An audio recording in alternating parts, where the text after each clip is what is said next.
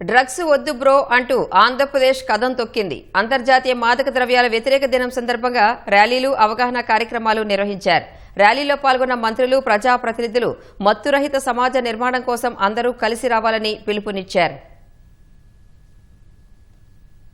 యువత కలలు, ఆరోగ్యం, భవిష్యత్తు కోసమే డ్రగ్స్ పై పోరాటం చేస్తున్న విషయం గుర్తించాలని ముఖ్యమంత్రి చంద్రబాబు కోరారు. అంతర్జాతీయ మాదక ద్రవ్యాల వ్యతిరేక దినం సందర్భంగా ఎక్స్ లో సీఎం పోస్టు పెట్టారు. ఏపీలో మాదక ద్రవ్యాల రవాణా అడ్డుకోవడం, బాధ్యులను చట్టం ముందు నిలబెట్టడానికి కట్టుబడి ఉన్నామని స్పష్టం చేశారు. వ్యసనంతో పోరాడుతున్న వారికి మద్దతు ఇస్తూ తిరిగి జీవితం నిర్మించుకోవడానికి సాయం చేస్తామన్నారు.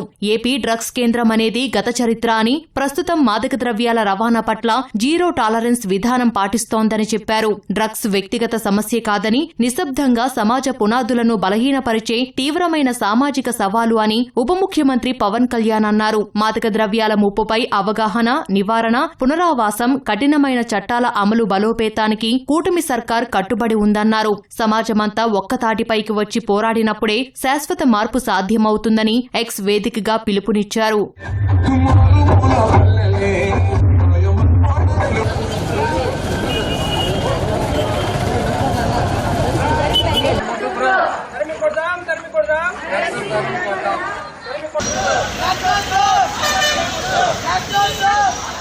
విజయవాడలో నిర్వహించిన నషాముక్త్ భారత్ అభియాన్ కార్యక్రమంలో హోంమంత్రి అనిత పాల్గొన్నారు. మత్తు పదార్థాలకు బానిసలై జీవితాన్ని నాశనం చేసుకోవద్దని యువతకు సూచించారు. ఫ్రెండ్స్ చెప్పారనో, తెలిసిన వాళ్లు వల్లనో వ్యసనాలు అలవాటు చేసుకోవద్దని సూచించారు. డ్రగ్స్ వద్దు బ్రో పేరిట ఒంగోలులో నిర్వహించిన వాక్థాన్లో మంత్రి డోలా బాలవీరాంజనేయ స్వామి పాల్గొన్నారు. కలెక్టరేట్ నుంచి రిమ్స్ వరకు ర్యాలీగా వెళ్లి మత్తు పదార్థాలకు వ్యతిరేకంగా ప్రతిజ్ఞ చేశారు. ఆ తర్వాత ప్రభుత్వాసుపత్రిలోని యాంటీ డ్రగ్ థెరపీ వార్డును పరిశీలించారు. గాంజాలకి, డ్రగ్స్ కి అలవాటు పడకుండా యువతిని ఎలా కాపాడుకోవాలనే ఉద్దేశంతో ఈరోజు సెంట్రల్ గవర్నమెంట్, స్టేట్ గవర్నమెంట్ అనేకమైన ప్రోగ్రాములు తీసుకుంటుంది.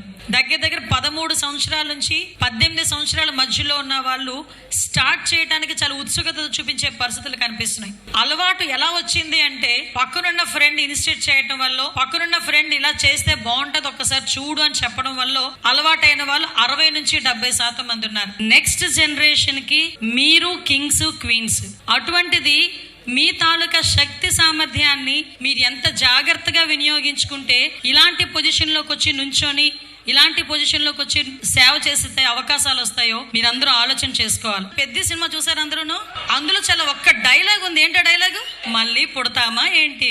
ఆ మళ్ళీ పుట్టని జీవితానికి గాంజా అలవాటు చేసుకొని ఊరోళ్ళందరూ తిడతా ఉంటే ఎక్కడ పడిపోతామో, ఎవడొచ్చి తీసుకెళ్తాడో తెలియక, ఏ పోలీసు వచ్చి అరెస్ట్ చేస్తాడో తెలియక, ఏ జైల్లో పెడితే ఏమి తినాలో అర్థం కాక, ఇంటికి వెళ్తే అమ్మా నాన్న లేదో తంతారేమో భయపడి, ఉద్యోగాలు వస్తాయో రాదో తెలియక ఇలాంటి జీవితం గడపడం అవసరమా?